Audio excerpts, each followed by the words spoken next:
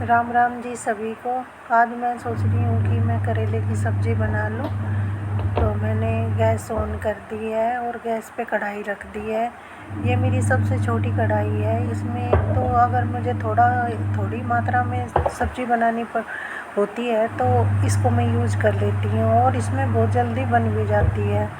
वैसे ये लोहे की भारी तले की कढ़ाई है। मैंने सरसों का तेल कढ़ाई में डाल दिया है, क्योंकि सरसों के तेल में ही करेले की सब्ज़ी बहुत अच्छी और स्वादिष्ट बनती है।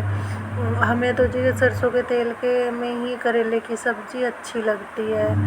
और अब मैं इसे इतनी ये पक जाए तेल, तो इसमें ये अपने सारे डिब्बे खोल के इनका ढक्कन थोड़ा सा ढीला करके रख लेती हूँ। इसमें मैं अपने बेसिक मसाले रखती हूँ। मैं मसालदानी नहीं रखती, क्योंकि मैं मसालदानी अगर रखती हूँ तो कई बार ऐसा होता है कि उसमें एक दूसरे में मिक्स हो जाते हैं मसाले, गड़बड़ सी हो जाती है मेरे से। इसलिए मैं अलग अलग डिब्बों में ही रखना पसंद करती हूँ अपने मसाले। और ये मेरा पक गया है तेल। इसमें मैंने कटा हुआ प्याज डाल दिया है, कि प्याज से ही करेला टेस्टी बनता है, करेले की सब्ज़ी। और ये मैं प्याज को भून लेती हूँ, कड़छी से चलाती जाती हूँ।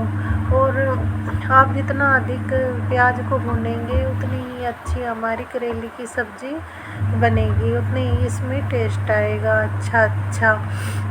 और अब मैं सोच रही हूँ कि ये भुन जाए तो यही मेरे पास में करेले रखे हैं। वो मैं भूल गई थी प्लेट लानी, क्योंकि हमारे बर्तनों का जो स्टैंड है वो दूसरी तरफ है। तो मैं वहाँ से ले आई हूँ अपने रैक में से प्लेट ढकने के लिए, क्योंकि जब मैं इसे पूरी छोंक दूँगी तो इस प्लेट से मैं ढक दूँगी। तो जी अब मैंने अब इसमें मेरे प्याज भून रहे हैं।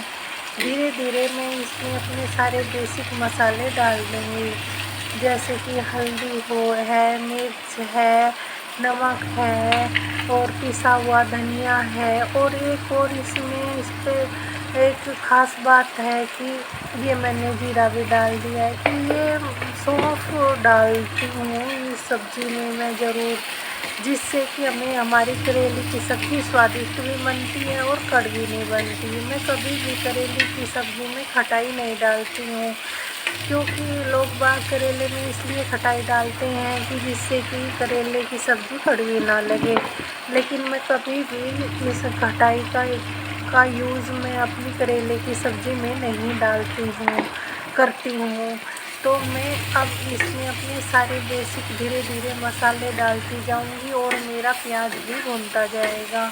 और इसमें मैं सौंफ ज़रूर डाल दूँगी, इससे न तो हमारी सब्ज़ी कड़वी लगेगी और हमारे करेले की सब्ज़ी का टेस्ट बहुत अच्छा आएगा। और जी ये मेरे भुन रही है प्याज। धीरे धीरे सारे बेसिक मसाले डालने के बाद मैं उसके बाद ही मैं इसमें करेला का यूज करूँगी। तो आज मेरी तबीयत कुछ ढीली सी है और मेरे खांसी भी हो गई है। पहले 2 दिन तक मेरे फीवर आया था, इसलिए मुझे हल्की सी खांसी की शिकायत हो गई है। एक तो ये मौसम ही ऐसा है, हर किसी को, ज़्यादातर लोगों को इसी तरह की समस्या हो रखी है। और वायरल बुखार तो काफ़ी हो रखा है इन दिनों, इसलिए सबको अपना ध्यान रखना चाहिए इस मौसम में। और फ्रिज के हमें ज़्यादा ठंडी सामान नहीं खाना चाहिए, क्योंकि मैं खुद फ्रिज का ठंडा खा के बीमार हो गई हूँ। इसलिए मैं अपने ये जो अपनी आपसे परेशानी शेयर कर रही हूँ। ये मेरा भुन गया है प्याज और इसमें मैंने सारे बेसिक मसाले डाल दिए थे। और अब मैं इसमें भुनने के बाद इसमें डाल दूँगी मैं करेला डालने कटा हुआ करेला।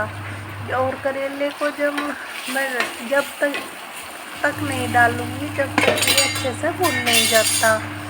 तो ये मेरा भुन गया है करेला। और इधर रखे हैं मेरे सारे डिब्बे मसाले के, मैंने ऊपर स्लैब से उतार के रख लेती हूँ। और अब मैं डालती हूँ इसमें कटा हुआ करेला, जो कि मैंने नमक लगा के पहले ही 1-2 घंटे पहले रख दिया था, जिससे कि इसका कड़वापन चला जाता है। और फिर धो के मैं इसे इस तरह छोड़ देती हूँ। मैंने गैस का फ्लेम कम कर दिया है और इसे ढककर रख दिया है। 10 मिनट के बाद ही ये हमारी करेले की सब्ज़ी बन चुकी है। इसका कलर भी चेंज हो गया है और ये भुन गई है अच्छे से। और ये बन गई जी हमारी अच्छी टेस्टी करेले की सब्ज़ी। और अब मैं गैस को बंद करके इसे प्लेट को ढक दूँगी। और अब मैं ये सारे डिब्बे यहाँ से सिंगवा लूँगी और ऊपर स्लैब पे रख दूँगी। और आपको मेरी वीडियो कैसी लगी प्लीज़ लाइक करना, शेयर करना और सब्सक्राइब करना। बाय।